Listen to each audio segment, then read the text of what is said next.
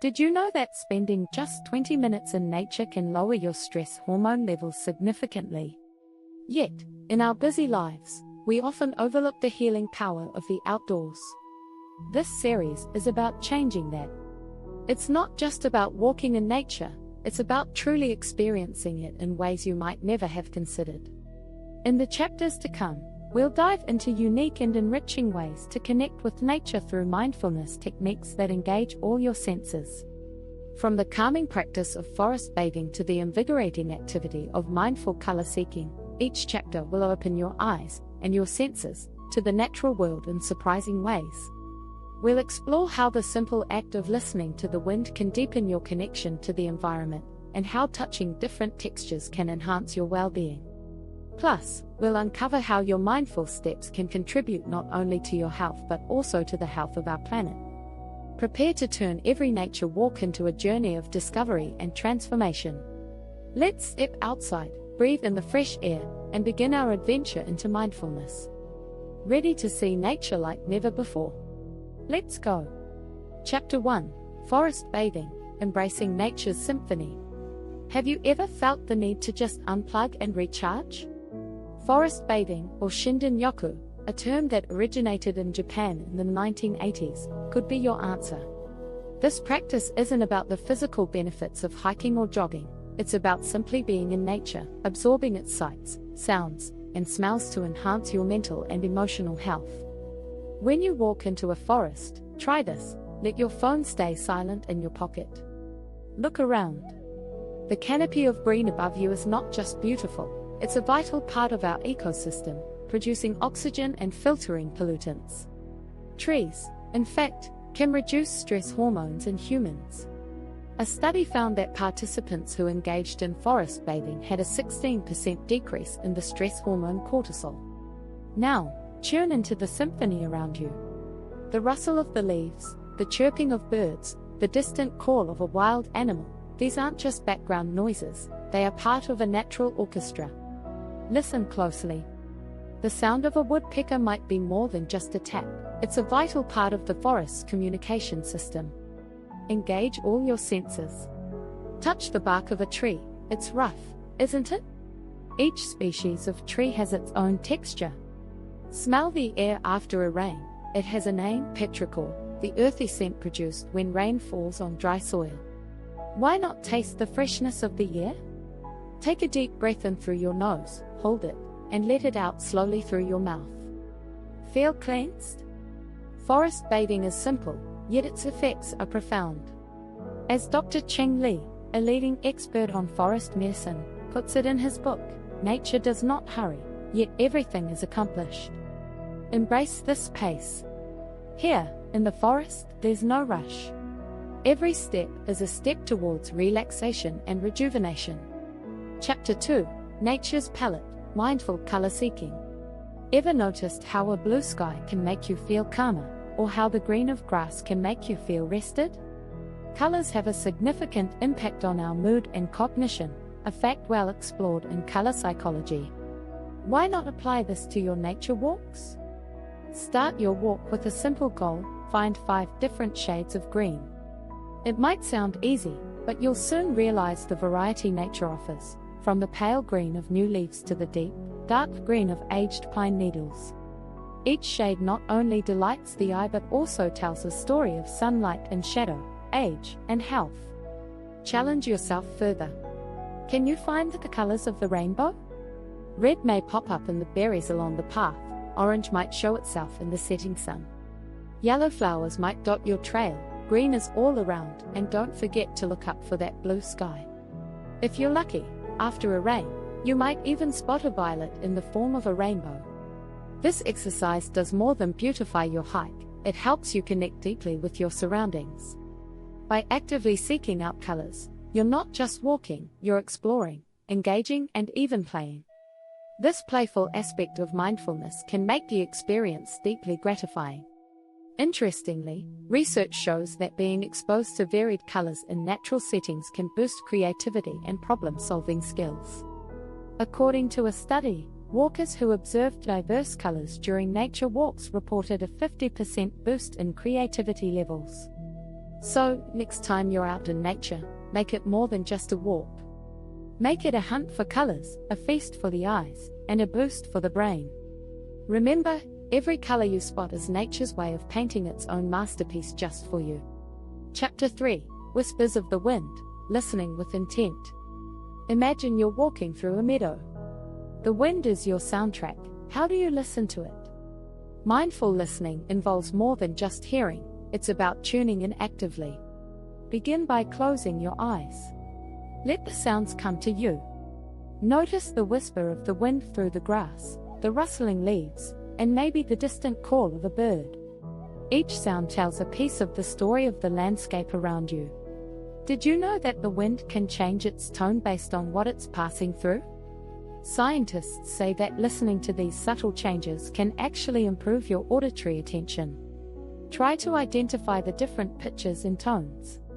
Is the wind whispering softly through the needles of a pine, or is it rustling more robustly through a clump of oak leaves? Here's a fun fact: the patterns of wind sounds aren't just random noise. They can indicate the coming weather. A sudden increase in wind noise could mean a change in weather is on the horizon. By paying attention, you're not just practicing mindfulness, you're also tuning into nature's own forecast system. Now, shift your focus to smaller, quieter sounds. Can you hear insects buzzing or the flap of a bird's wings as it takes off? These sounds can be easy to miss, but they add depth to your acoustic landscape.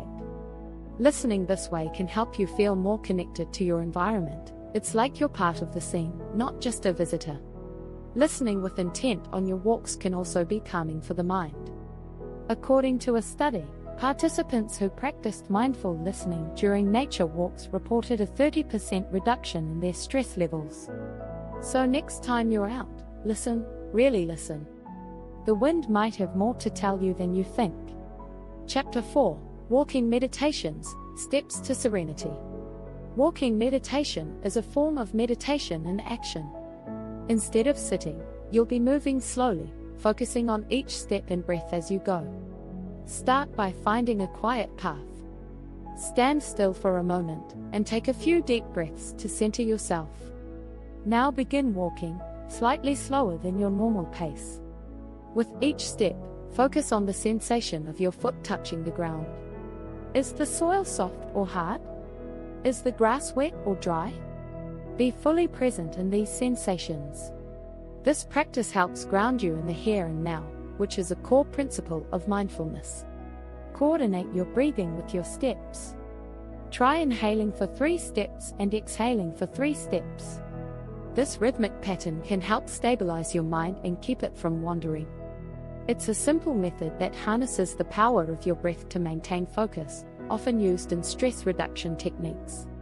Walking meditation doesn't require any special skills, just the willingness to be slow and steady. It's a perfect exercise for those who find sitting still challenging. Plus, it's a great way to build a habit of mindfulness. According to mindfulness expert John Kabat-Zinn, the real meditation is how you live your life. In this way, walking meditation can be a moving reflection of life itself. This type of meditation has proven benefits. Studies have shown that it can not only reduce anxiety but also enhance overall well-being. By integrating walking meditation into your nature walks, you turn a simple stroll into a profound journey towards inner peace. Remember, each step is not just a step forward on the path, but a step deeper into your own mind. Continuing these practices regularly can transform your nature walks into a rich source of personal insight and tranquility. Chapter 5: Nature's Textures, a touch-based journey.